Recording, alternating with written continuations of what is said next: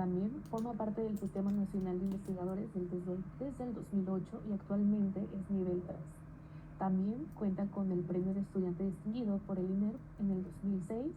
Presidió la Asociación de Historia Económica del Norte de México del 2010 al 2011, miembro de la Academia Mexicana de la Historia, correspondiente de la Real de Madrid por Baja California desde el 2019. También representa a México en el Grupo Iberoamericano de Estudios Empresariales e Historia Económica desde octubre del 2020. También ella es presidenta de la Asociación Mexicana de Historia Económica para el periodo 2024-2027. También es titular de la cátedra Primo Feliciano Vázquez 2026 del Colegio de San Luis. Ha sido profesora visitante de la Universidad Complutense de Madrid, de la Universidad de La Laguna en Tenerife, España, de la Universidad de California en San Diego y de la Universidad de Buenos Aires en Argentina. Entre sus publicaciones destacan las siguientes: La construcción del empresariado fronterizo, intermediarios a empresarios, autora del libro en el 2024. Otra publicación es Mujeres, aportes a la historia, el arte y otras ciencias sociales, publicada en el 2024, coordinadora al lado de Ana Carolina Ibarra. También cuenta con la publicación titulada 75 años, Club Social y Deportivo Campestre de Tijuana, una historia sin fin, publicada en el 2023, autora al lado de Roberto Gallegos y Alvarado Montaño. Y por último, también cuenta con la publicación Perfiles Protagónicos del Noreste de México, a 1970, en el 2022. Y es autora al lado de David Piñera y Mario Cerut. Le agradecemos muchísimo, doctora, por hoy estarnos acompañando. Le cedo la palabra para que nos comparta su presentación. ¿Nos puede ayudar a prender el micro, por favor?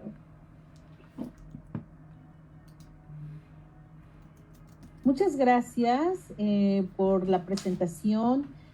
Gracias a la maestra María Fernanda Martínez Muñoz, a Guadalupe Muro, por supuesto, a la Dirección de Investigación y Contenidos Historiográficos, a los titulares de la Secretaría de Infraestructura, Comunicaciones y Transportes, a la Secretaría de Cultura y, por supuesto, también al titular del Instituto Nacional de los Estudios Históricos de las Revoluciones de México por esta invitación a compartir con ustedes esta presentación sobre las rutas aéreas en el siglo XX. Y bueno, quiero iniciar diciendo que el 17 de diciembre de 1903, después de varios intentos fallidos, finalmente el avión Wright Flyer realizó lo que se conoce como el primer vuelo en el mundo con una duración de 12 segundos y un recorrido de 36 metros.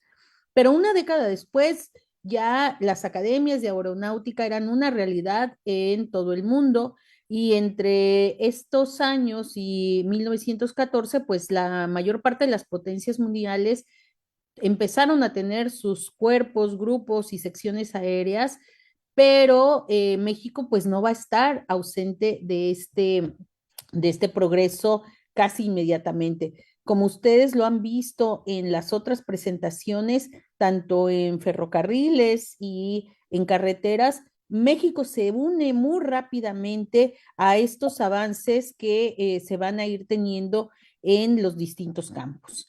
Y la aviación y la aeronáutica no van a ser la excepción. Mi presentación la voy a centrar en tres ejes que tienen que ver con los objetivos de este curso, que es Historia del Transporte en México, Perspectivas Sociales, Culturales y Tecnológicas. Sin embargo, yo voy a cambiar un poquito el orden para empezar con los primeros pasos y los conflictos bélicos y después dar paso a los avances tecnológicos y después a las rutas e infraestructura que se fue construyendo en México y que cambió completamente la manera de imaginar las distancias. ¿Cómo nos vemos? ¿Cómo nos movíamos? ¿Y cómo nos movemos ahora? Bueno, es un avance impresionante, ya lo van a ver en las cifras de movilidad a partir de nuestros aeropuertos, prácticamente un 70 operando en la actualidad. Entonces, van a ver ustedes cómo nos fuimos moviendo en precisamente en el aire.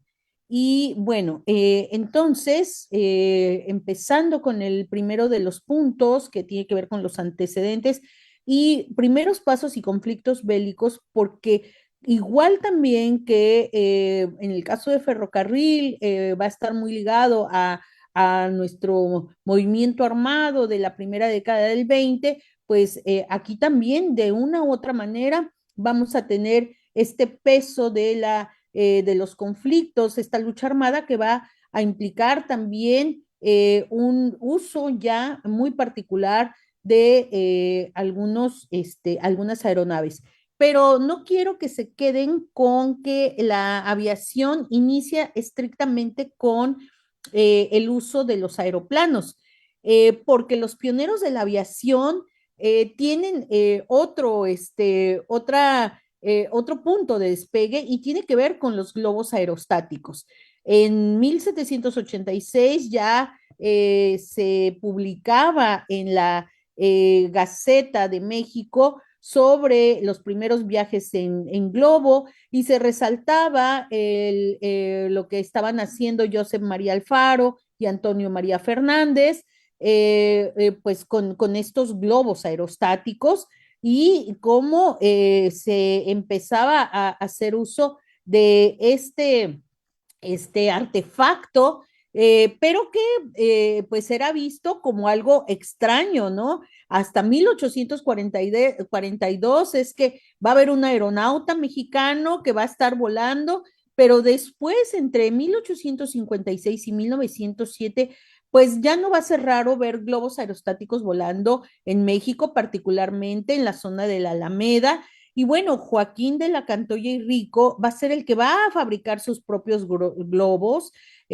más pequeños, y bueno, ahora nosotros los conocemos como los globos de Cantoya, pero tiene que ver con Joaquín de la Cantoya y Rico, mexicano, quien pues va también a poner a disposición. No quiero dejar pasar como algunos elementos importantes como la creación de la Secretaría de Comunicaciones justamente al final del siglo XIX, pero que la retomaremos en otro momento por lo que va a ser su relación con las rutas de vuelo. Y bueno, miren, aquí pueden ustedes ver en esta imagen que pues será la fábrica Buen Tono, una de las que le va a dar eh, el uso a estos globos aerostáticos para promoverse.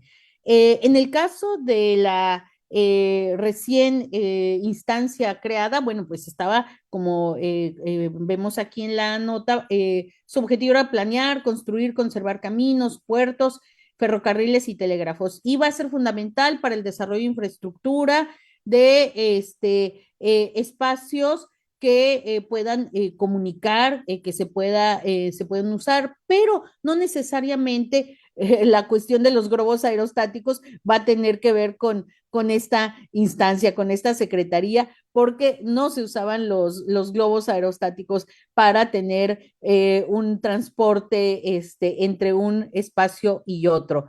Más bien, estos van a ser para campañas publicitarias y pues, a ver, esta fábrica Buen Tono, pues va a ser parte de un conglomerado, pues, que va a tener un peso importante en México y va a tener a su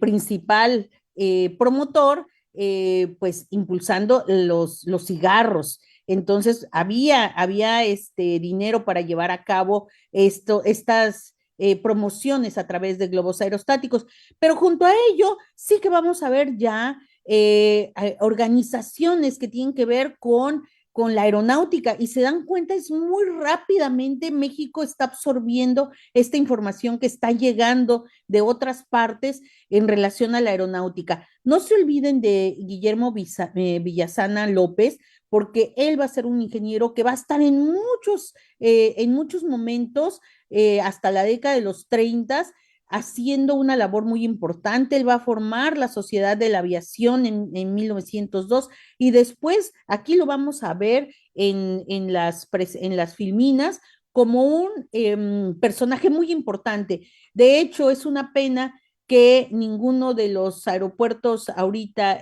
vigentes lleve su nombre. Sí fue nombrado el aeropuerto de Pachuca con su nombre porque de ahí es originario, pero ya no está operando como un aeropuerto de pasajes comerciales. Entonces, pues no tenemos a Guillermo Villasana López representado como sí otros aeropuertos que vamos a ir viendo hacia el final de la presentación.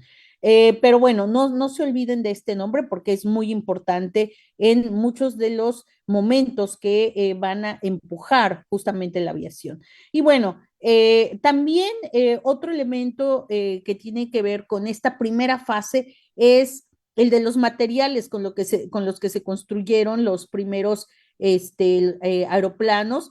Prácticamente era la madera el principal material. Va a ser hasta un par de décadas después que se va a empezar a utilizar otro tipo de material, aleaciones que no tienen ya que ver con la madera. Entonces, bueno, esto era importante. Tampoco México, aunque empezó a tener estos espacios como la Sociedad de Aviación, como la redacción del Tratado de Locomotion Aérea, como el primer estudio científico sobre aerodinámica y diseño de aeroplanos en México, pues en realidad dependíamos de la manufactura externa y no se diga pues obviamente de los motores, ¿no? Sin embargo, pues prácticamente en esta primera etapa sí va a haber muchos interesados en estar, pues viendo cómo se construye un planeador y obviamente cómo estar avanzando para la época en lo que se iba definiendo como los vuelos en Latinoamérica. Y vamos a tener también otro personaje muy importante, Alberto Braniff, que va a llevar a cabo un vuelo de 4 minutos y con una elevación de 480 metros en 1910. Realmente, insisto, es muy rápido el tiempo en el que se está dando. Los hermanos Wright están avanzando en estos primeros vuelos en 1903 y ya en 1910, donde varias naciones, principalmente Países Bajos, Gran Bretaña y Estados Unidos están haciendo sus avances, pues México no está quedándose atrás.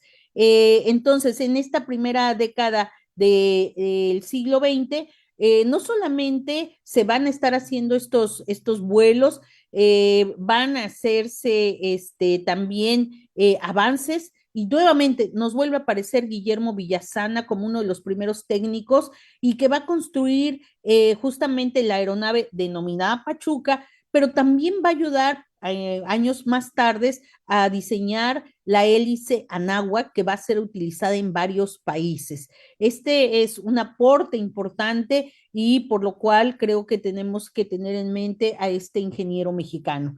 También Francisco Madero va a ser el primer mandatario en volar un aparato de la Mossad International Aviators en una exhibición que se hizo en México en este año.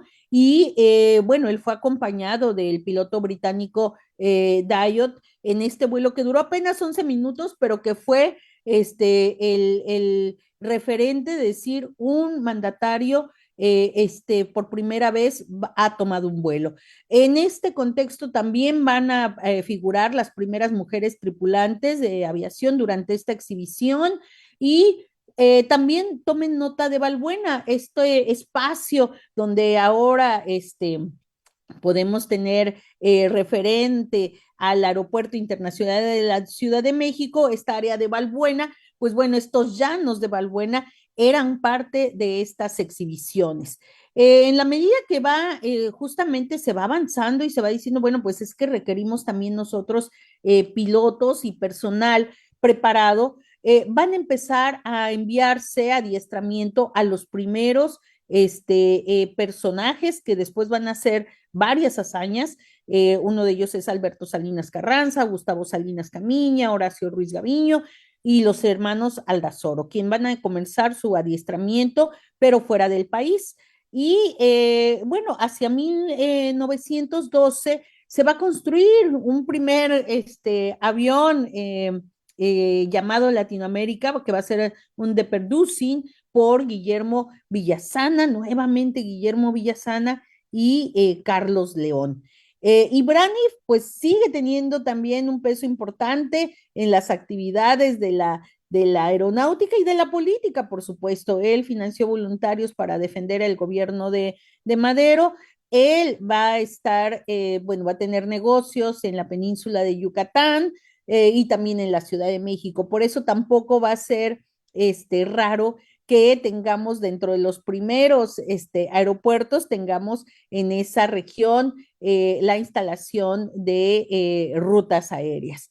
Y bueno, en la medida en que va avanzando la década y que van avanzando también las hostilidades, se empiezan a comprar también aviones. Entonces, hasta aquí no tenemos prácticamente rutas para poder transportar a personas. Lo que se está haciendo es comprar aviones para, como lo ven en la filmina, para bombardear, en este caso, una de las misiones que se llevó a cabo fue la de bombardear buques en Guaymas y el avión se llamó Sonora, donde se establecía el referente de la zona donde se estaba piloteando, generalmente se estaba poniendo el nombre, como lo vimos, Pachuca, Sonora, y bueno, después hubo otros aviones que llevaron justamente los nombres, y ahorita vamos a ver lo de Baja California, que es el espacio o la parte histórica que más he desarrollado justamente a raíz de un personaje cuyo nombre es Abelardo L. Rodríguez y que va a tener un papel muy importante en el desarrollo o en el intento de desarrollo de la aeronáutica. Entonces, hasta el momento lo que vemos, hay una dependencia del exterior y uso de aviones para conflictos bélicos. Incluso como en uno de los materiales que les hicimos llegar, vemos que en plena revolución los aviones se compraban y se transportaban en ferrocarril y de ahí se iban a las áreas de operación militar en las distintas zonas del país. Eh, ¿Qué hay en avances de la normativa? Bueno, ya hacia 1920 lo que sí vamos a ver ya van a ser algunas bases para el establecimiento de líneas aéreas de navegación de servicio público. Esto sucede en 1920, una vez que ya pues prácticamente tenemos a la facción de la Revolución Mexicana ganadora, se ha firmado el plan de Agua Prieta, Obregón va a ascender al poder y obviamente a cargo de Plutarco Elías Calles, que va a ser su secretario de Guerra y Marina, pues van a reorganizar prácticamente lo que refiere a la aviación y a las zonas de operación militar, donde incluso se les va a pedir a los jefes de operación militar que lleven a cabo estos avances en términos de el establecimiento de áreas para despegue y aterrizaje de aeroplanos. Como les decía hace un momento, bueno, para estas fechas, pues ya va a haber, ahora sí va a haber aeropuertos. Nosotros no vamos a tener aeropuertos, pero sí ya para finales de los años 20, tanto Londres como Ámsterdam en Países Bajos van a tener sus aeropuertos. Aquí no ha llegado todavía ese avance, pero sí ya lo que podemos decir y hablar entre estas décadas finales de la primera década, segunda década, es que, bueno, vamos a crear ya una escuela militar de aviación y talleres nacionales de construcciones aeronáuticas, una fuerza aérea militar conformada por Venustiano Carranza, la hélice Anáhuac, como les decía, que va a ser diseñada por el ingeniero Guillermo Villasana, y también pues los primeros aviones ya formados en México. Pero también lo que vamos a tener va a ser la primera concesión a una compañía Mexicana de Transportación Aérea, que va a tener la primera ruta en 1921. Prácticamente va a ser ruta para correo y carga, no es para transporte de personas, pero ya hacia 1926 y 27, lo que sí vamos a ver es esta expansión, ¿no? De las áreas para aterrizaje y despegue. ¿Por qué? Primero, la Secretaría de Comunicaciones y Obras Públicas ya va a establecer una sección técnica de navegación aérea en el marco de esta institución. ¿Y quién va a estar a cargo? Juan Guillermo Villasana.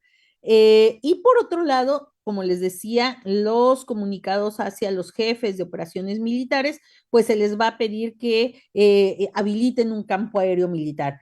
Creo sin duda que uno de los más avanzados en ese sentido va a ser Baja California, no solamente por habilitar el campo aéreo militar, sino porque Abelardo L. Rodríguez, que va a ser gobernador en ese momento, bueno, él está desde el 23 y hasta el 29, últimos días del año 29, pues él va a estar en esta región y entonces va a tratar de construir aviones en esta región. Ahorita vamos a ver eso.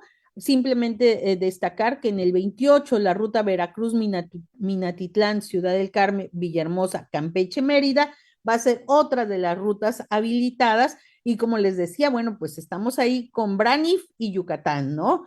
Que está él empujando fuerte la colocación de esta región en el contexto nacional.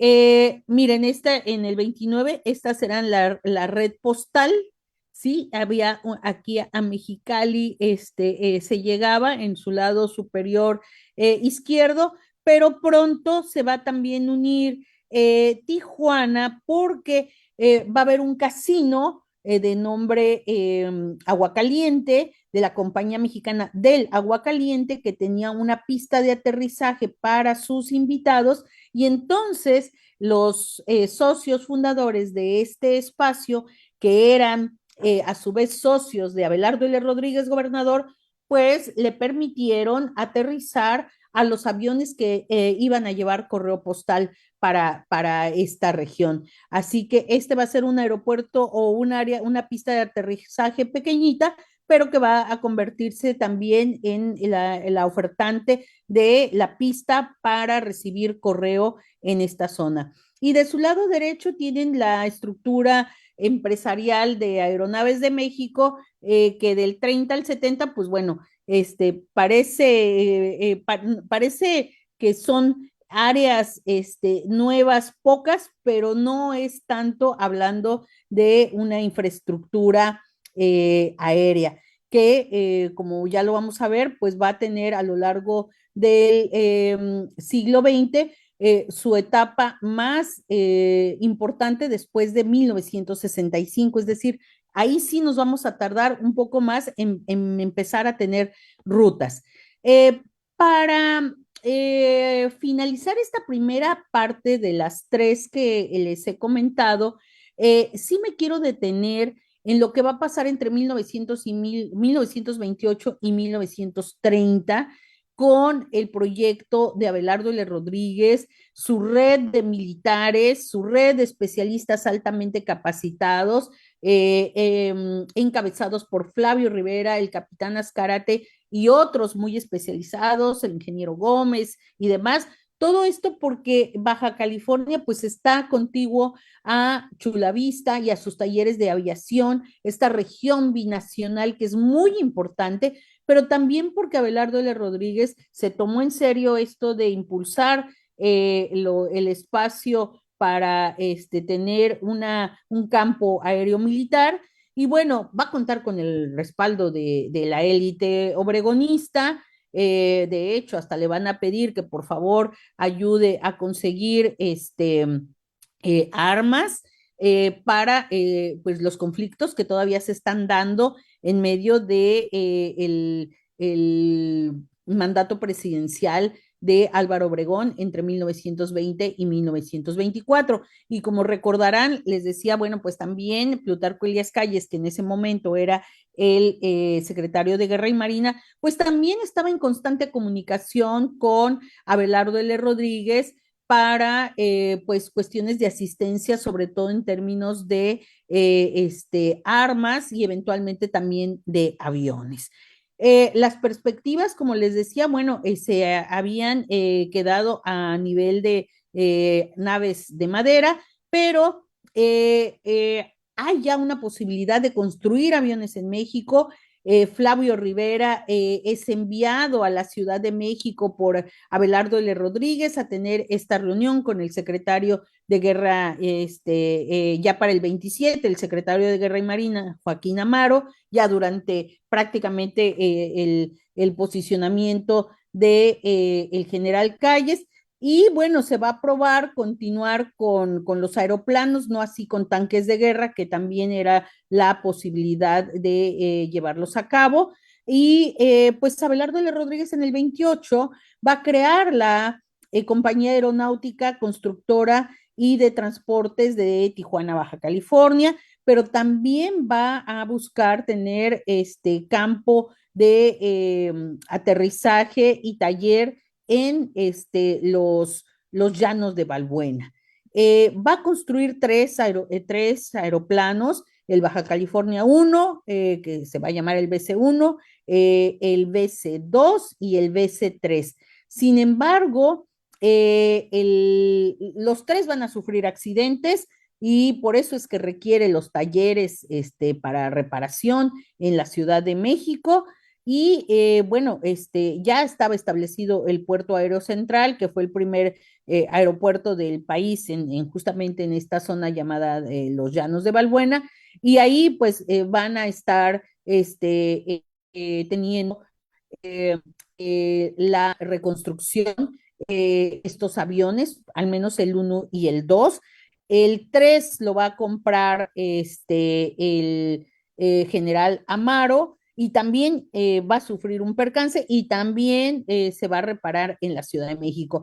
Se había tomado muy en serio Abelardo L. Rodríguez esta idea de fortalecer la aeronáutica, pero él la pensaba como muchas de sus actividades en una integración vertical, es decir, no solamente comprarlos, sino hacerlos, contar a los especialistas, y él pensaba en vender, en fabricar aviones para todo el país.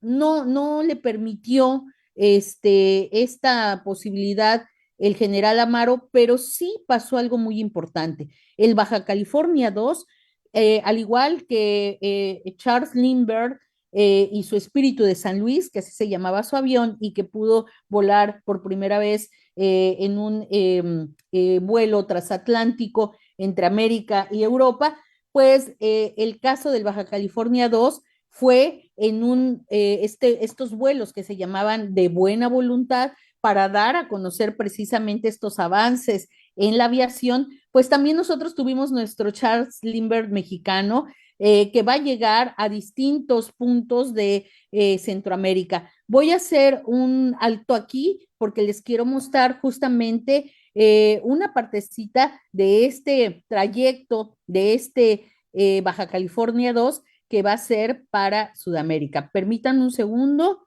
voy a parar y después voy a poner la presentación para que ustedes vean cómo fue. ¿Me indican si se ve la grabación? El avión de procedencia extranjera constituía una noticia de palpitante actualidad, y el público y la prensa encomiaban elogiosamente la hazaña de volar por los cielos del mundo.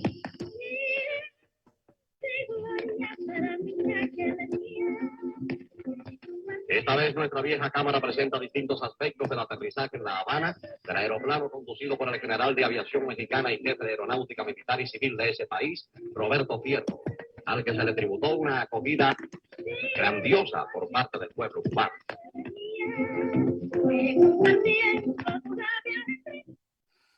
Voy a dejar de compartir para que no se me revuelva con la presentación. Pues como ustedes acaban de ver, justamente, ay, perdón, creo que esta no es. A ver, un segundo. Ah, aquí está. No, a ver.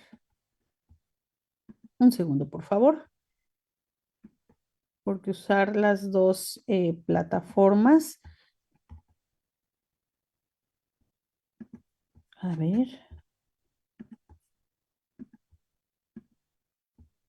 Voy a volver a abrir mi presentación. Un segundo.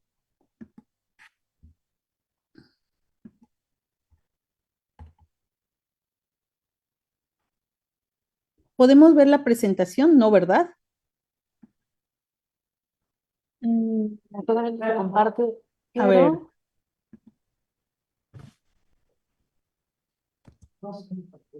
a ver, un segundo.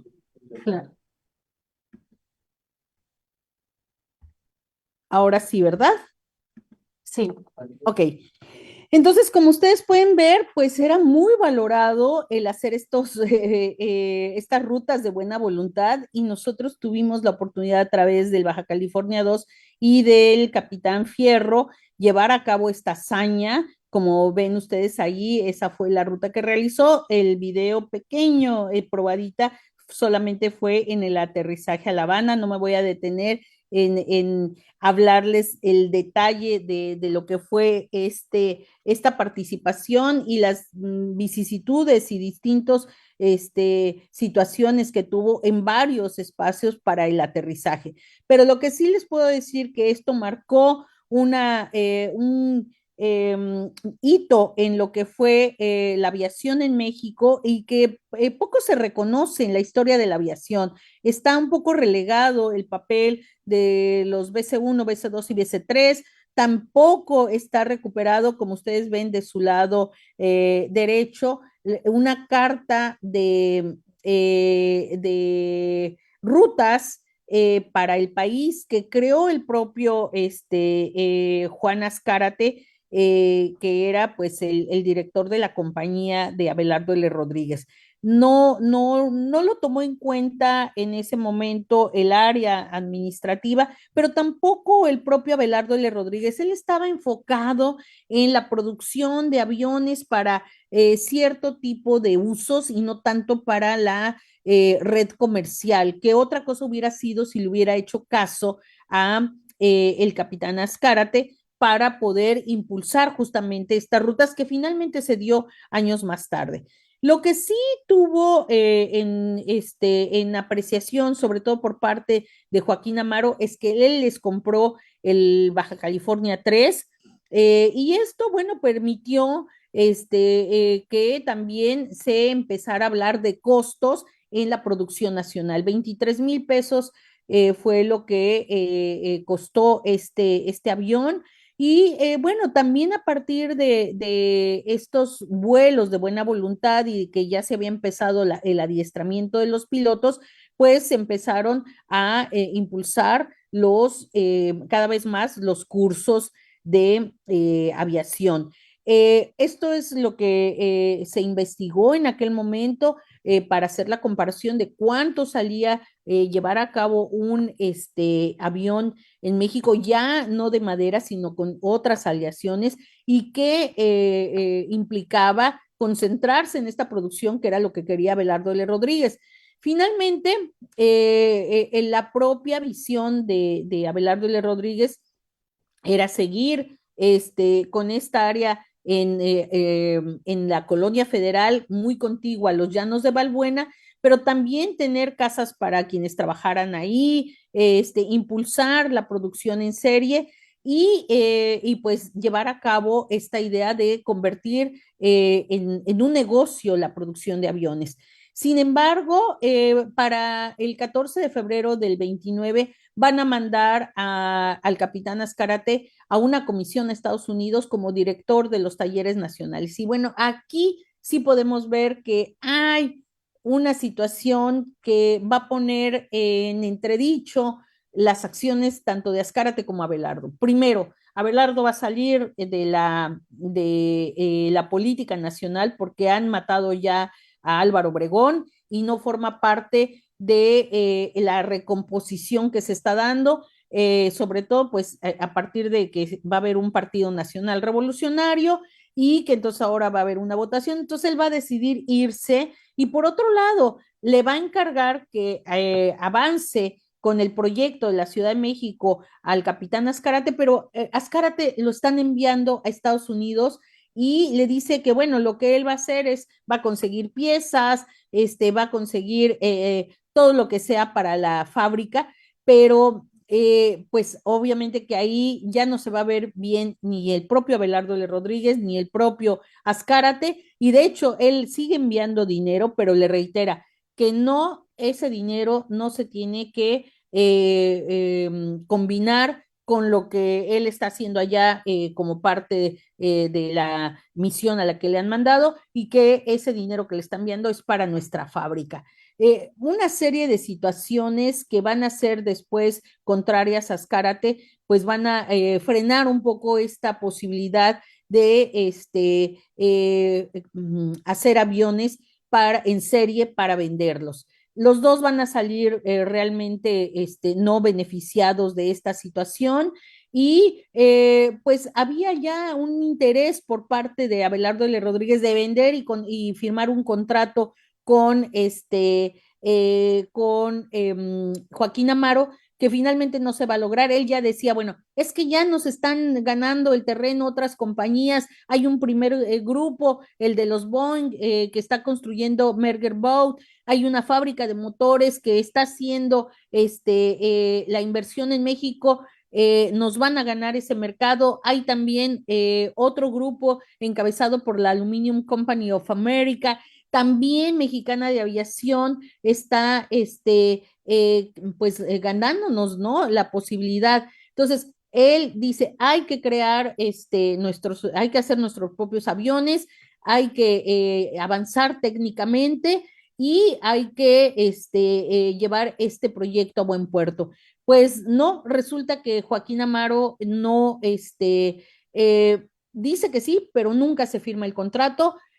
Abelardo L. Rodríguez se va de México, le deja a la sociedad esta empresa que se estableció en Baja California, se la deja a Azcárate, va a impulsar él una nueva fábrica, incluso le va a pagar a Abelardo L. Rodríguez por lo que le está dejando y eventualmente pues la va a sacar adelante, pero no con las posibilidades, porque este contrato que les digo pues va a ser fallido. Se había hablado de 25 aeroplanos, 31 Corsario y bueno, se establecieron cláusulas, el contrato iba arriba de los 300,000 pesos, pero nunca se firmó, como lo pongo ahí, estas comunicaciones y el propio contrato va a quedar sin firma y le están apoyando a Abelardo Rodríguez y Azcárate, pero no, en realidad nunca termina de firmarse. Como les decía, Abelardo L. Rodríguez sale del país con una justificación que es la de ir a hacer indagaciones de aeronáutica, pero al final de cuentas, pues él regresa, se repliega en Baja California y después va a ser nombrado presidente y ahí pues la historia ya no va a ser la de él al frente de la producción de aviones, ya que Azcárate se va a quedar con esta sociedad en comandita y después ya la propia, pero que va a ser muy cuestionada por Amaro. Hay todavía sin explorar en el Fideicomiso Plutarco Elías Calles y Torreblanca un gran archivo de Joaquín Amaro que pues también estaba interesado en la producción de aviones. Y entonces ahí tenemos que hablar un poquito más en relación a estos dos personajes que van a querer ser parte de la industria aeronáutica que va a surgir, como lo vemos aquí, como producto de los conflictos armados, que no nos va a permitir esta situación entre dos personajes como Rodríguez y Amaro seguir adelante y pues incluso desperdiciar a estos técnicos estadounidenses.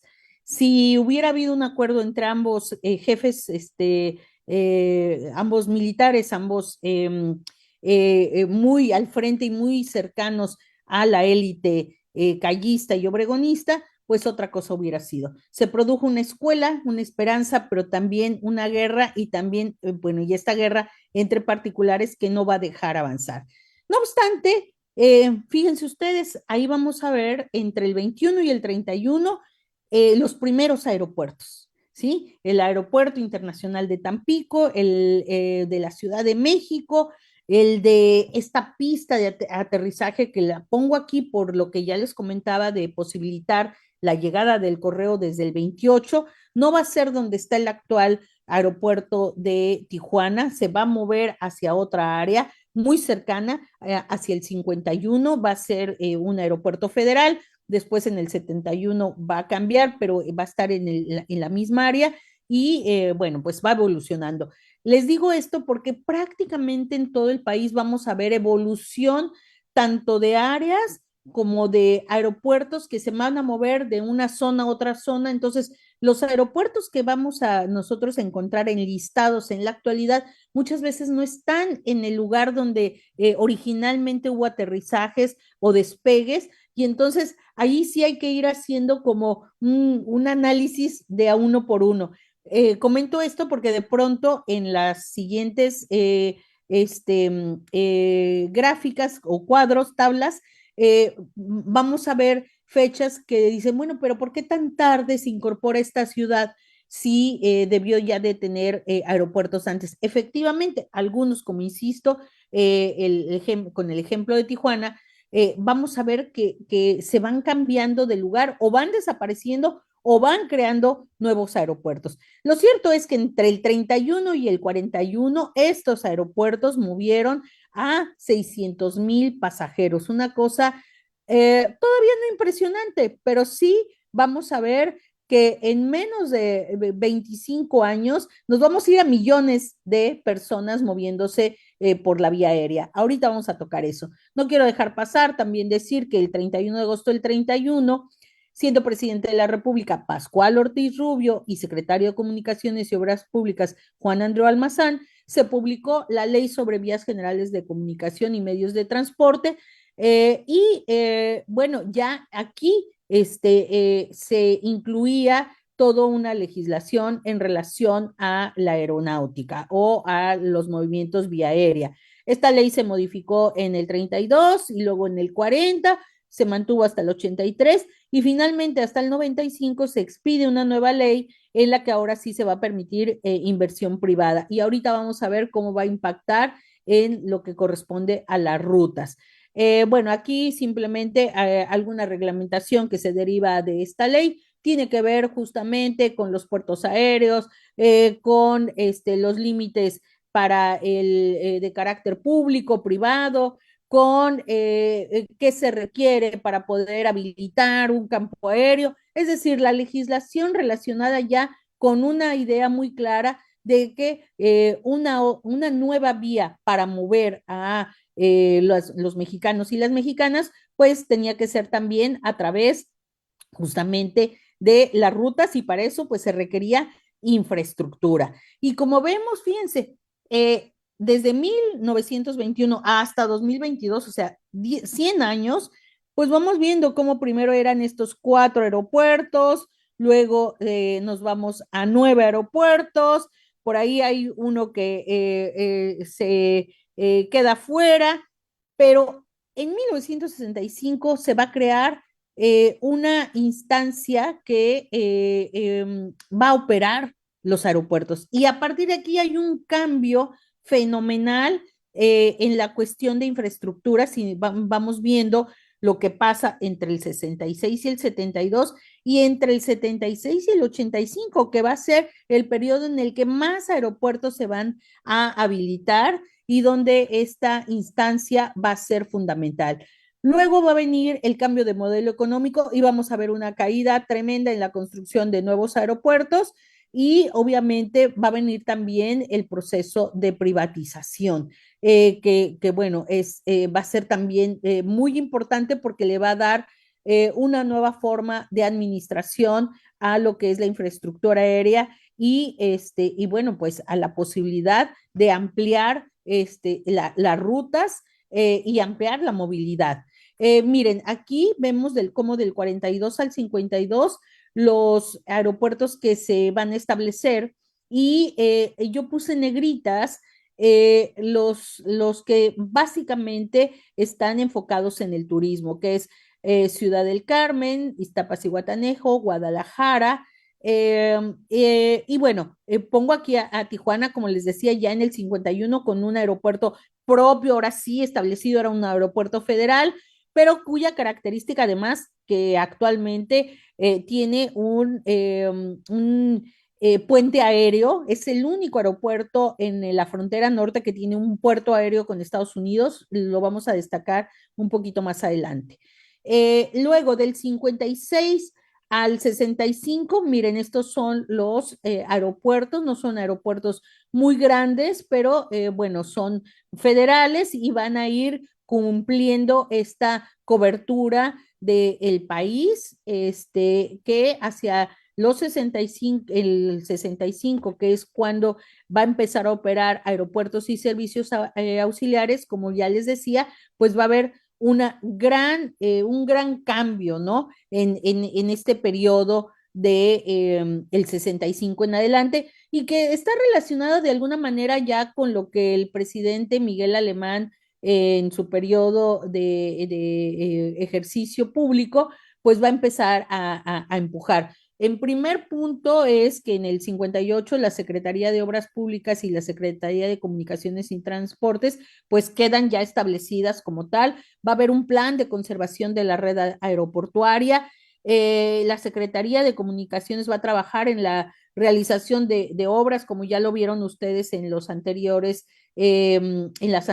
ponencias de este gran curso, pero donde ya la infraestructura aérea pues va a tener también un espacio importante. Y para 1950, bueno, entre el 40 y el 50, pues ya estamos hablando también de que va a haber un gran avance, un gran crecimiento de la población. Vamos a pasar de casi 19.6 millones a 25.7 millones de personas, pues que requieren estar moviéndose. Y miren, aquí vamos a ver, pongo obviamente a ASA como este parteaguas, y empezamos a ver, ay, perdón, aquí no puse Acapulco en negritas, pero debió de haber sido que también como centro turístico, junto a otros aeropuertos que van a tener otras características, sobre todo pues también para la movilidad de negocios, ¿no? Y vamos también viendo cómo van a ir creciendo las ciudades en torno a su movilidad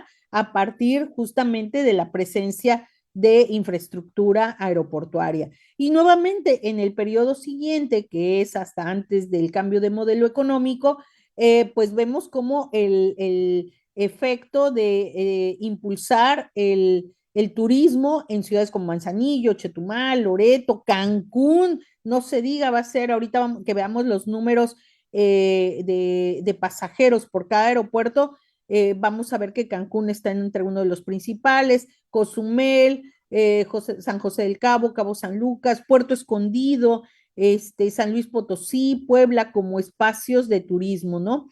Y bueno, ya en los últimos dos periodos, Huatulco, Guanajuato, Playa del Carmen y otras ciudades menores que van a tener pues ya sus referentes aeroportuarios. Pero en este último trecho vemos, por ejemplo, aquí esta posibilidad que ya se abrió en Chichen Itza, que es muy pequeñita todavía, o Palenque, pero que bueno, irá avanzando. El que más de este último grupo, pues en términos turísticos, Tuxtla Gutiérrez es el que ha avanzado más, y bueno, Santa Lucía, que bueno, fue una obra que se redirigió a este espacio que ya tenía este campo militar y que se readecuó a partir del 22 y que bueno, ahí va con los números de personas transportadas. En resumen, solamente para hablar de aeropuertos y servicios auxiliares, bueno, tenemos un despegue en el 65, un gran auge entre el 75 y el 85, el ajuste y la desincorporación, y entonces ahora sí, a partir del 98, la creación de 4 principales grupos aeroportuarios que de alguna manera son los que tienen la concesión de la mayor parte de los aeropuertos y las rutas, por supuesto. Pero también vemos hacia el inicio de la década anterior un reposicionamiento de aeropuertos y servicios auxiliares, ya como una empresa operadora también, pero también de estaciones de combustibles y pues otros encadenamientos que son importantes para la operación de aeropuertos.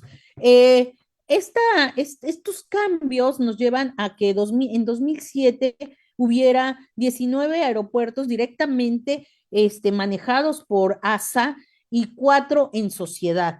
Pero del 2008 al 2009 también llevó a cabo ampliaciones y rehabilitaciones y actualmente sigue teniendo operaciones en consorcio o asociados y también de manera particular. Y vámonos ahora sí hacia la última parte de la presentación, que tiene que ver con cómo nos movemos, cómo nos movíamos, cómo estamos avanzando en la cuestión de las rutas y obviamente pues de los aeropuertos. Fíjense ustedes en la gráfica, podemos ver que Baja California Sur tiene 4 aeropuertos, al igual que Oaxaca y Quintana Roo, mientras que Sonora y Tamaulipas tiene 5 aeropuertos. Imagínense ustedes. Pero Ciudad de México, que tiene uno solo, pues prácticamente es el que se lleva todas las cifras altísimas en movilidad, pues por tratarse de la capital. Ahora, Baja California, que solo tiene 2, uno en Mexicali y el otro en Tijuana, pues nos va a sorprender con los números, van a ver ahora, ¿no? Bueno, este mapita es de la red en 2015, donde, como les decía, tenemos aeropuertos y servicios auxiliares, los distintos grupos aeroportuarios en sociedad y privados, que ahorita al parecer creo que el único que tenemos es en Baja California Sur, un privado que pues tiene vuelos directos a la zona dorada, ¿no? Y bueno, este es el histórico en gráfica, desde el 91 al 24, con casi 120 millones de pasajeros, salvo el momento de la pandemia donde vemos esa caída total de mexicanos y extranjeras, pero después una recuperación impresionante. Es decir, nos estamos moviendo cada vez más y más y más en rutas aéreas. Entre el 24 y el 25 pasamos de 45 millones, poco más de 45. Tuvimos una ligera baja que no alcanzó ya los 45 millones, ahí la podemos ver en la gráfica. Pues bueno, obviamente lo del 20, este es solamente para el caso del aeropuerto de la Ciudad de México, donde uno de cada 3 pasajeros son extranjeros, ¿no? Poco más de 17 millones correspondió justamente a extranjeros. Y aquí en este cuadro, justo lo que les decía, ¿cuáles son los principales aeropuertos? Pues bueno, el primero, Ciudad de México. ¿Quién les sigue? Cancún. Que ya les comentaba, bueno, pues esta apuesta por el turismo, la movilidad por el turismo, pues va a resultar más que espectacular.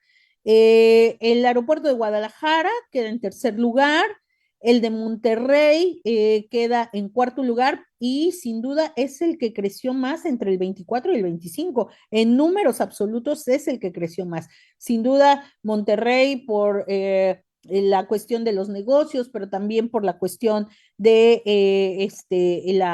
la oferta educativa que tiene, sin duda es una combinación impresionante. Y bueno, por supuesto, sí tiene actividades de turismo, pero creo que las otras dos impactan muchísimo, ¿no? Y luego tenemos a mi aeropuerto, bueno, no es mío, pero al aeropuerto donde yo resido, que es el Aeropuerto Internacional de Tijuana. Como ven, pongo siempre el nombre oficial y el nombre alternativo. Con la llegada de los grupos aeroportuarios redujeron el nombre y le dejaron ya no los personajes, lo cual me parece que pues sí tendría que haber alguna iniciativa por parte de las autoridades para que sigamos conservando los nombres a quienes se hace honor para nombrar a un aeropuerto, ¿no? Pero bueno, les decía, en el caso de Tijuana, una parte muy importante está asociada a este puente fronterizo, el único en la frontera entre México y Estados Unidos. Ahorita vamos a ver los números en relación al total de los pasajeros. Los Cabos es el otro gran punto de entradas y salidas. Y bueno, está aquí el Aeropuerto Internacional Felipe Ángeles y el de Puerto Vallarta. Estos son los aeropuertos más recurridos, las rutas más, que más hacen uso de esta infraestructura. ¿Y quién es el grupo que desde el manejo de estos aeropuertos que están a la cabeza, pero en el total tienen mayor posicionamiento? Sin duda, el Grupo Aeroportuario del Pacífico es el que más tiene peso. Y estos son los datos para el CBX o el puente aéreo que les comentaba. El 32% en los últimos 2 años es para personas que se mueven en este CBX, en este puente aéreo, ya sea porque llegan de San Isidro y lo toman, o porque llegan de cualquier parte de México y cruzan Estados Unidos sin tener que salir del aeropuerto y pasar a la garita. Ahora, ¿por qué tenemos un cambio en la noción de las distancias? ¿Cuál es uno de los factores que está definitivamente impulsando a que nos movamos cada vez más en aeropuertos o por el medio aéreo? Y bueno, y que como ven ustedes aquí las cifras, el año pasado cerramos con 122 millones de pasajeros. Pues eso está asociado también a las low cost, a las compañías que están cada vez más ofreciendo sus paquetes de servicios, pero no creen que les ha ido muy bien a todas, ¿eh? Miren, las low cost, ahí como vemos, pues prácticamente sobreviven Volaris y Viva Aerobús. O sea, Taesa ya no está, Líneas Aéreas Azteca tampoco, A Volar tampoco, Alma de México tampoco, Interjet tampoco, Mexicana Click tampoco. Entonces, sí, hay cada vez más oferta, pero ojo que suelen tener una vida corta. Me imagino que no es fácil mantener una inversión a partir de la oferta de vuelos. O sea, esto tiene que ver también con cómo se evoluciona en términos de los esquemas de negocios que establecen las propias compañías y obviamente su proyección hacia el mundo. O sea, creo que no se puede sobrevivir solamente de los vuelos nacionales. Pues los cambios culturales definitivamente que son totales al tener la posibilidad de viajar. Fíjense, en 1951, del 51 al 61, estuvieron viajando 15 millones de pasajeros. Ya en un tiempo más corto, entre el 61 y el 64, 11 millones, quiere decir que un poquito más de 3 millones de pasajeros por año. Solo en el 70, 4 millones, y por eso los puse así para que fuéramos viendo cómo ya después, a un año, pues se hace cada vez más. En el 77 ya habíamos tenido 11 millones de pasajeros en los aeropuertos y entre el 24 y el 25, como veíamos en la gráfica anterior, 122 millones de pasajeros. El turismo muy afianzado a estas posibilidades de all included en espacios, sobre todo si nosotros pensamos en la Riviera Maya, en toda esa zona, pues obviamente hoteles que venden el paquete completo, incluyendo el transporte aéreo o líneas aéreas que incluyen los paquetes con el hotel, ¿no? Turismos de fin de semana, programas de lealtad en hoteles y aerolíneas, por puntos o descuentos. Y bueno, y luego se suma pues esta cuestión de la movilidad por trabajo o por estudio, ¿no? Que aquí quizá debía de haber hecho énfasis en que el estudio también nos está permitiendo esta posibilidad de moverte cada vez más a espacios donde puedes llegar a una universidad donde está la carrera que tú quieres, pues obviamente que también hace que haya movilidad. No quiero dejar de concluir sin hablar muy poquito, pero sí de las mujeres en la aviación. Ningún aeropuerto lleva su nombre. Raymond de la Roche fue la primera mujer en el mundo en obtener una licencia de piloto en 1910. Amelia Earhart fue la primera aviadora en volar sola a través del Océano Atlántico. La tuvimos aquí en Baja California. Y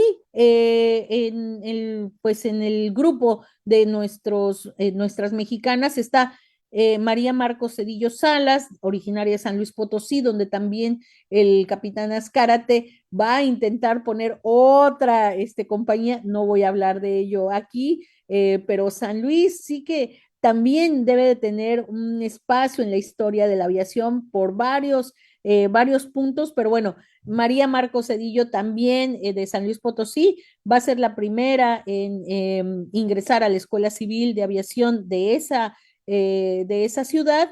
Y bueno, insisto, no llevan su nombre algún aeropuerto, lo cual pues es la verdad pues algo que nos hubiera, a mí por lo menos me hubiera gustado que se reconociera de esa manera.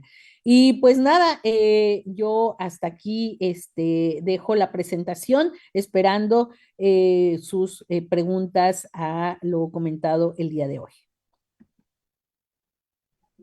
Muchísimas gracias, doctora, por todo este recorrido. Nos está invitando a cuestionarnos, preguntarnos cómo nos fuimos moviendo por el aire y cómo llegamos a recorrer largas distancias. Yo creo que en un tiempo muy corto, a comparación de cómo lo hemos estado viendo en el curso, que han tardado varios siglos. Este fue prácticamente pues en un siglo y también nos está mostrando cómo se fueron transformando las formas de comunicación, de movilidad y cómo eso se van conectando con la vida cotidiana y también con las maneras en que vamos entendiendo e imaginando las distancias y el territorio, porque también estar desde el aire nos permite reconocer el espacio de otra manera. Y bueno, también quiero compartirle que nos llegaron varios saludos de las redes sociales. La saludan desde Jilotepec, Iztapalapa, Nonoalco, Tlatelolco, desde la Ciudad de México, desde la Colonia Roma, la Gustavo Madero, también desde el puerto de Veracruz, Aguascalientes, la Prepa 1 de la UNAM, el Estado de México. También le mandan saludos desde el Archivo y Biblioteca Históricos de Veracruz, desde Dolores Hidalgo, Guanajuato, Comarca Lagunera, Aragón, Tultitlán, Jerez, Zacatecas, Guadalajara, Jalisco. Desde acá le mandan saludos y también invito a la audiencia para que nos sigan mandando preguntas de lo que nuestra estimada doctora nos ha comentado y le comparto nuestra primera pregunta. Nos preguntan en las redes sociales, ¿por qué los aeropuertos iniciales en México cambiaron o desaparecieron? Bueno, algunos aeropuertos eran muy pequeños, estaban muy contiguos al área urbana y entonces pues dejaron esas zonas iniciales donde además el tráfico era muy bajo y entonces la expansión de la ciudad pues obligó a estos a trasladarse a otras áreas. Si se dan cuenta, la mayor parte de los aeropuertos está fuera de las áreas urbanas o no tan cercana, ¿no? Con excepción, pues, por ejemplo, tenemos el de la Ciudad de México, ¿no? La ciudad de Tijuana también tiene esa característica. San Diego, no se diga, ¿no? Estamos hablando de otros que son muy cercanos y que sí han tenido oportunidad de ver algunos programas relacionados con los aeropuertos extremos, justamente sobresalen estos. Entonces, bueno, esta ha sido una de las explicaciones. La otra es que también se han cedido terrenos por parte de los estados, se han cedido terrenos que son más grandes y que entonces, bueno, hay que reubicar. Quizá el área inicial no fue tan pequeña ni tan cercana a la zona conurbada, pero el tener un espacio más grande y que sean espacios donados por los propios estados, pues ha llevado también a que se muevan, ¿no? Los originales. que insisto, ahí sería fabuloso tener la historia de cada uno de los aeropuertos de las entidades,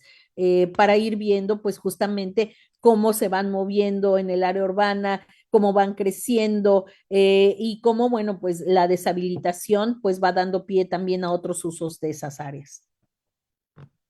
Muchísimas gracias. Y también nos preguntan, ¿por qué es tan importante ASA para para la aviación? Bueno, Aeropuertos y Servicios Auxiliares fue la primera institución que tuvo la capacidad de generar ese ordenamiento a nivel nacional. Pero después, como ya les decía, pues va a haber una gran crisis a partir de 1985 y ahí se va a reformular la participación de ASA.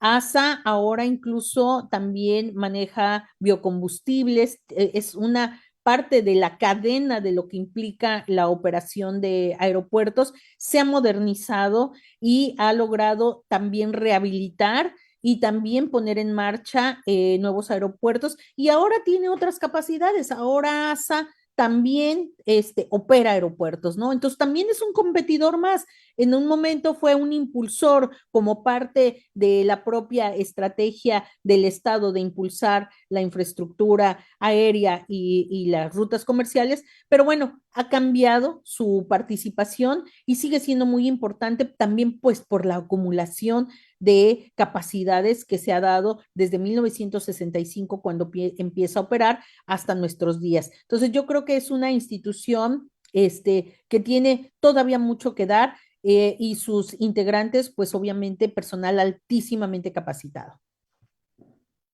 Muchísimas gracias por esa aclaración. Le comparto que también nos siguen llegando más saludos desde la Huasteca Potosina, Chilpancingo Guerrero, desde la ENA, desde el Centro de Maestros Actopan Hidalgo. Otra pregunta que nos hace llegar es, ¿los aeropuertos comerciales en otras partes del mundo funcionan igual que los del caso mexicano? Bueno, no sé exactamente en qué podamos decir de igual. En términos de operación, claro, los aeropuertos comerciales operan igual, pero cada país y cada estado puede tener algunas reglas muy particulares. Y, por ejemplo, cito el caso de toda la infraestructura que tiene que ver para operación durante casos de neblina, ¿no?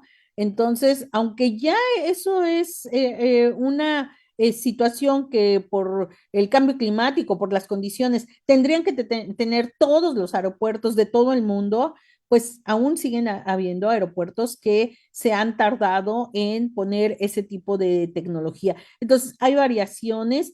Eh, Otras cosas que son como a lo mejor eh, no tan relevantes si se quiere porque no están asociadas al lo que es el servicio propiamente del vuelo, pero lo podemos ver, por ejemplo, con las zonas para estos transportes tipo Uber, Cabify o demás. Hay aeropuertos en el mundo que sí tienen y son totalmente abiertos a estas áreas, pero hay aeropuertos, al menos en México, que todavía no permiten esa posibilidad, ¿no? De que tú llegues y puedas tomar tu Uber o pedirlo desde que llegas al aeropuerto. Otro elemento, por ejemplo, de diferencia, y creo que ahí no hay duda entre los aeropuertos pues más avanzados y que también pues son de los primeros que se establecieron, ya lo decía, es el de Schiphol en Ámsterdam. Schiphol confluyen ahí la llegada de autobuses, la llegada de trenes y la llegada de aviones. Esa es una característica de Schiphol muy particular que no la tiene obviamente otras grandes ciudades y capitales, como podría ser incluso el propio aeropuerto de la Ciudad de México, ¿no? Entonces realmente es un aeropuerto multifuncional que te coordina con todo y además también con estas posibilidades de, insisto, de pedir ahí tu Uber, algún otro servicio terrestre, pero ahí mismo comprar tu boleto del metro, ahí mismo comprar tu boleto del tren, sí, o sea, es toda una unidad. Schiphol es todo una serie de servicios de transporte en un solo espacio. Ay, muchas gracias por estas puntualizaciones. Creo que nos abre un poco mucho, nos abre muchísimo el panorama sobre cuáles son esos cambios. Y hablando sobre estas diferencias, pues también nos comenta Tristan que sale carísimo volar dentro de México. Está más económico ir a Cuba que a Durango. ¿Sabe por qué? Eh, Son el número de vuelos diarios que se establecen entre un lugar y otro. Y eso lo podemos ver en que muchas veces o sea, puedes encontrar más vuelos entre una ciudad nodal, como podría ser Ciudad de México y, por ejemplo, Zacatecas, como tú dices, o, o San Luis Potosí. Pero al no haber tanto tráfico, pues al final de cuentas, la cantidad de pasajeros está determinando también que las salidas sean o a veces intercaladas en la semana o si salen diario, pero solamente a un horario. Entonces, hay conveniencias por parte de las aerolíneas. Dicen, bueno, pues no, a mí no me conviene si van muy poquitos pasajeros, la demanda es mínima, pues entonces obviamente que aumentan los costos. Muchas gracias. Sí, creo que compartía mucho esa duda de cuál era la diferencia de costo y ya me lo vino a resolver. Muchísimas gracias. Y Federico López nos hace dos preguntas. La primera es, ¿tiene usted información del Aeropuerto Internacional de Manzanillo? ¿Quiénes invirtieron para su construcción? Y aparte nos pregunta, ¿qué papel jugó la aviación en los procesos revolucionarios? Agradece muchísimo esta ponencia. La primera pregunta, no te sabría decir quiénes intervinieron en el aeropuerto de Manzanillo, eh, porque además, como les comentaba, cada aeropuerto tiene su historia. Algunos surgen privados, algunos surgen con inversión estatal. Bueno, cuando surgen con inversión estatal en el 65 se van a sumar a la red ASA, porque ahí sí era obligación sumarse a la red ASA y posteriormente se van a privatizar. Entonces habría que ver ya de manera particular el caso de Manzanillo, cómo surgió, cómo evolucionó, cómo se integró a la red ASA y si en el último cambio ya forma parte de alguno de los grupos aeroportuarios, que eso sí debió de salir por ahí en una de los cuadros. Y en el caso del proceso revolucionario, no, definitivo, o sea, parte del conflicto bélico en México no se puede entender sin el ferrocarril y sin la participación de estos aeroplanos que van a estar en contra de bueno, van a estar atacando puntos importantes. Tocaba ahí el caso de Guaymas, pero también Hermosillo también, y no solamente la revolución, sino otras revueltas como la escobarista, va a ser fundamental el uso de aviones y de ciertas armas para el ataque a estos grupos llamados rebeldes. Entonces sí va a tener un papel, por eso en realidad durante los primeros años es prácticamente el conflicto bélico lo que define el uso del aeroplano. Muchas gracias, doctora. Y hablando del tema sobre la revolución, ¿cómo es? Nos preguntan aquí cómo usted se ha acercado a estas fuentes de este periodo para conocer pues las pruebas de aviación y cómo fueron los primeros acercamientos. Bueno, yo en particular, mi periodo de análisis por ya varios años tiene que ver con finales del 19 y hasta más o menos el 40, o sea que tocamos revolución. propiamente el conflicto armado, el estallamiento, el desenvolvimiento, y bueno, hay quienes dicen que el conflicto revolucionario termina en los 20, pero en realidad, como vimos, se va a extender prácticamente hasta los 40. Una querida colega historiadora, Josefina MacGregor, creo que es una de las que más ha discutido que realmente la revolución o el proceso revolucionario en México se extiende justamente hasta los 40. Y bueno, a partir de ubicar un periodo, una región, un espacio, ciertos personajes, pues en mi caso yo tengo varios archivos en los que he indagado. Uno de ellos es el del Instituto de Investigaciones Históricas de la UABC, que tiene mucha información, sobre todo para Abelardo L. Rodríguez, y ahí es correspondencia personal.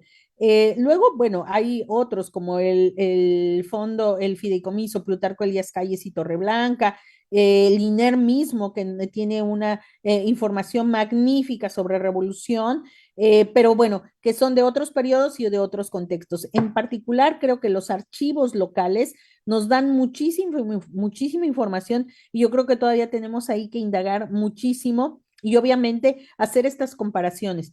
La historia tiene dos elementos sin los cuales no podemos avanzar. Uno es hacer historia comparada entre espacios, entre personajes, entre momentos para justamente ir poniendo estos sucesos en ese debate y en esa discusión permanente. Y lo segundo es que los historiadores, historiadoras, tenemos que ser críticos y no casarnos justamente con con un documento, con un cuadro, con una ley, ¿no? Tenemos que ser críticos y tenemos que ver cómo este contexto mucho más general a partir de estos elementos que vamos encontrando para esa localidad, para ese grupo, pues para esa élite, para esa clica, ¿no? Para esa camarilla, ¿no? Entonces hay que ir, porque no nos debe sorprender que de pronto, por lo menos a mí me ha pasado que en estos años de la revolución, para el caso de Baja California, hay que entender mucho las relaciones con el centro del país, ¿no? Pero también hay que entender las relaciones a nivel local y regional. Entonces, en ese permanente estar comparando documentos, personajes, momentos, pues vamos siendo críticos y vamos entonces avanzando también en develar nuevas rutas para hacer análisis de este periodo que, aunque se ha estudiado muchísimo, dos cosas ya decía, no se termina en el 17, se va más adelante el 17, y segundo, todavía tenemos mucho que decir desde las regiones, ¿no?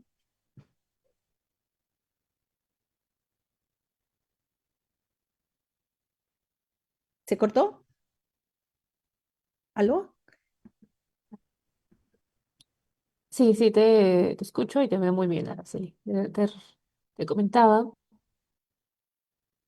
que es muy importante hacer esta historia regional porque nos ayuda.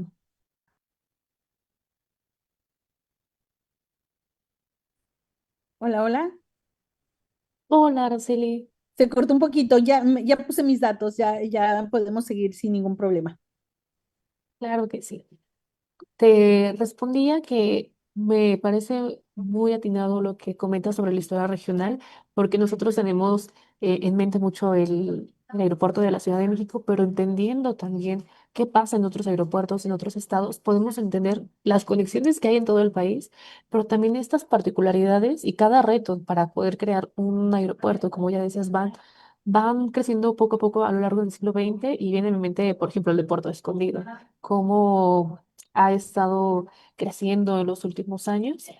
Y para seguir abonando a estas conversaciones, Javier Beltrán nos pregunta, ¿podrá decir algo sobre la conformación de mercados de trabajo ligados a los aeropuertos y la historia de la aviación y cómo esos mercados han evolucionado con el tiempo? No tengo datos exactos, pero lo que sí le puedo decir a quien nos está preguntando es que definitivamente no solamente en encadenamientos sectoriales, un aeropuerto te abre múltiples ramas, ¿no? Ramificaciones impresionante, desde los combustibles, los que llevan a cabo las obras de mantenimiento, bueno, desde las obras de construcción, el mantenimiento, obviamente el personal especializado en tierra, en el espacio aéreo, todo lo que implica los pilotos, los sobrecargos, todo lo que, o sea, nosotros entramos a un aeropuerto y entramos a un mundo, los ofertantes de servicios, de comida, el personal de apoyo, el personal que está en el área de llegada, el personal que transita con el equipaje, todo la tecnología para ordenar el equipaje, sobre todo las conexiones, las convenciones de colores y demás. La verdad es que es impresionante lo que deriva a partir en términos de ramas sectoriales. Y si esas ramas sectoriales o esos encadenamientos los entendemos a partir de las personas que trabajan en cada uno de los negocios que conforman esas ramas, pues lo que te puedo decir es que es una multiplicación de personas que se requieren para tener en operación un aeropuerto, por pequeño que sea. Oh, qué interesante. Y yo creo que queda muy bien la pregunta aquí de Armando Vázquez, que dice, ¿el número de pasajeros a transportar influyó en la construcción o tamaño de los aviones? Yo creo que en un inicio sí, pero cada vez más por el tipo de vuelos, o sea, hay vuelos cada vez más cortos, o sea, tenemos cada vez más aeropuertos y tenemos distancias que se están cubriendo. Entonces, pues ahora obviamente Airbus, que son más pequeñitos, no se diga los Connect, que son, o que son, que les llamaban mosquitos, que son para rutas muy cortitas. Entonces, dependiendo, lo que sí vamos viendo es que dependiendo de la ruta, entre más corta puede ser un avión más pequeño y obviamente si estamos volando 13 horas entre América y Europa, pues los aviones son los Dreamliner, ¿no? Los más grandes, que justamente tienen un almacenamiento de combustible que les permite hacer esos recorridos más amplios, ¿no? Entonces, está asociado más que nada a las distancias, el que el avión sea pequeño o sea más grande. Y también lo que vemos a lo largo de los últimos 25 años es que también ha habido un cambio o una evolución tecnológica para las emisiones de contaminantes en el aire, pero también vemos otro tipo de cabinas, también vemos otro tipo de asientos, ¿no? Entonces, también va evolucionando y yo creo que tiene que ser más aerodinámico, tiene que ser más rápido y tiene que ser menos contaminante, ¿no? Ay, qué interesante. No había pensado que también el tipo, por ejemplo, de asientos tiene que cambiar porque cambian los aviones y cambian las distancias, cambian los requerimientos también. Y Federico López le manda sus agradecimientos, agradece mucho por sus interesantes respuestas y también la felicita por la exposición. Y Alejandro Mostrejo pregunta, ¿podría mencionar algunas causas del quiebre de algunas empresas aéreas mexicanas? Bueno, las de low cost, sin duda, o sea, bueno, por el primero puede ser por cuestiones de mal manejo, como todo emprendimiento, pues obviamente que se requiere pues la inversión inicial, se requiere reconocer el mercado, se requiere tener pues las redes y las condiciones.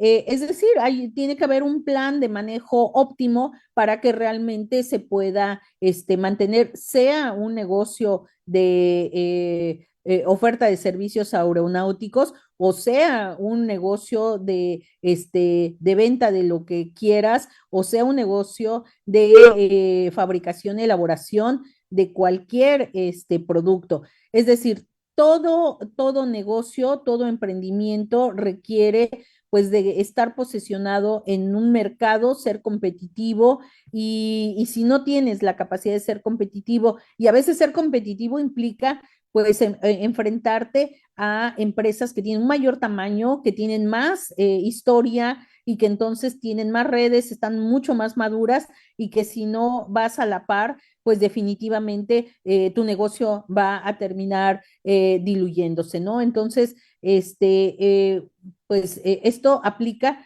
para el mundo del emprendimiento, insisto, no solamente para el mundo de la oferta de servicios de traslado vía aérea, ¿no?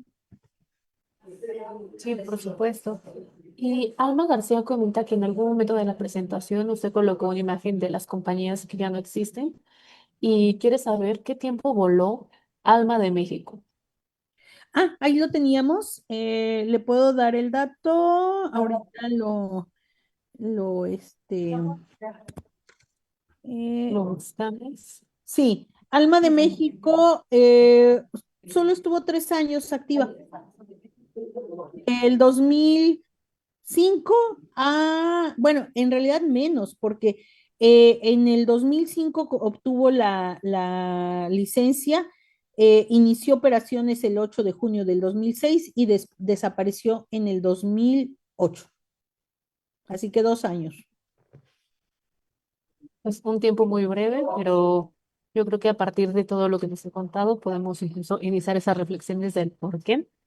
Y ya estamos casi llegando a la recta final del curso, pero antes quiero hacerle una pregunta que Federico López nos hace llegar y pregunta si es posible adquirir sus libros y dónde podríamos comprarlos. Sí, pues básicamente mis libros los pueden adquirir, si son electrónicos, a través de la página del Colegio de la Frontera Norte, o si me escriben un correo a almaraz@colef.mx. Al menos creo que 3 o 4 sí puedo tener la posibilidad de enviárselos, el de empresas familiares y sucesión empresarial, el de la construcción del empresariado fronterizo, ese también.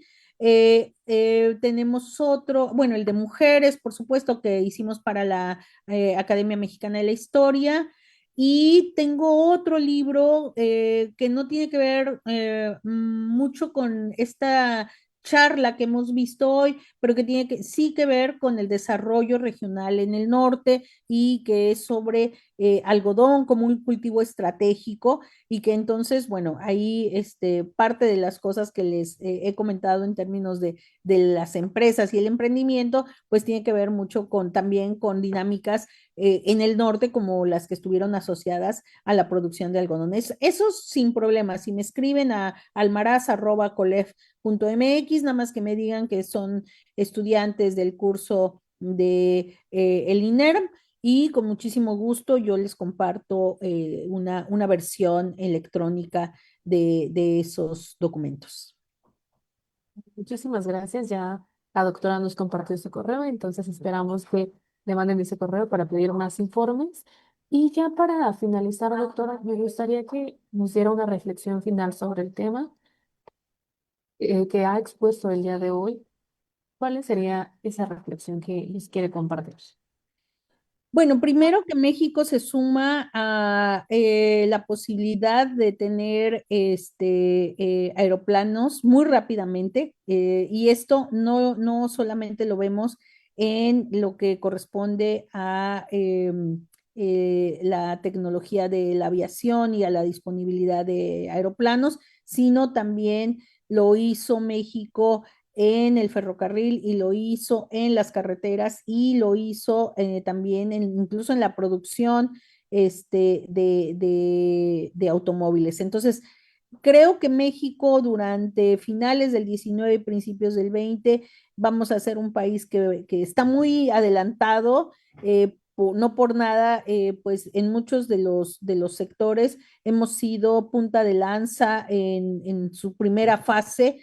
Después, bueno, ya vienen otras dinámicas, otros momentos, y quizá ya no hemos sido tan punta de lanza como lo fuimos, pero ese es un primer punto que quiero señalar. Sí, México va a tener, insisto, finales del 20, principios perdón, finales del 19, principios del 20, como esta posibilidad de sumarse a todas estas dinámicas internacionales desde una muy buena posición. Segundo punto, el avance de las rutas comerciales en México va a tener un primer gran periodo hasta los 60 de crecimiento lento. Luego viene un despegue impresionante hasta el 85 y desgraciadamente con el cambio de modelo económico vamos a tener una caída, pero que tampoco va a ser una caída terrible porque en 20 años prácticamente vamos a estar otra vez arriba con niveles muy importantes. Y tercero, y con esto terminaría, yo creo que culturalmente el tener accesibilidad para transportarnos en avión definitivamente nos ha cambiado la manera de hacer turismo, la manera de conocer otros lugares, la manera de percibir que podemos estar viajando entre una y otra ciudad para laborar, para mantener también una ruta laboral. Y entonces eso nos abre pues las posibilidades a salir, a buscar, a experimentar, a conocer otros espacios, otras realidades. Y como digo, a estar comparando y a tener una mirada crítica frente a lo que somos y a lo que concebimos, ¿no? Entonces, culturalmente creo que hemos cambiado muchísimo y pues también se dice, ¿no? Que quien viaja pues tiene la posibilidad de reconocer otros espacios, reconocerse a sí mismo y creo que eso nos permite también la aviación como cualquier otro sistema de transporte, el viajar nos enriquece en muchos sentidos. Muchísimas gracias, doctora, por invitarnos a este vuelo para recorrer y conocer la historia de la aviación en el siglo XX en México. También le quiero agradecer muchísimo al público por sintonizarnos en esta sesión y acompañarnos en este diálogo con la ponente, mostrando sus comentarios y dudas. Creo que ha enriquecido muchísimo la sesión. Y pues no me queda más que invitarlos a la siguiente sesión y desearles una buena tarde. Muchísimas gracias por acompañarnos.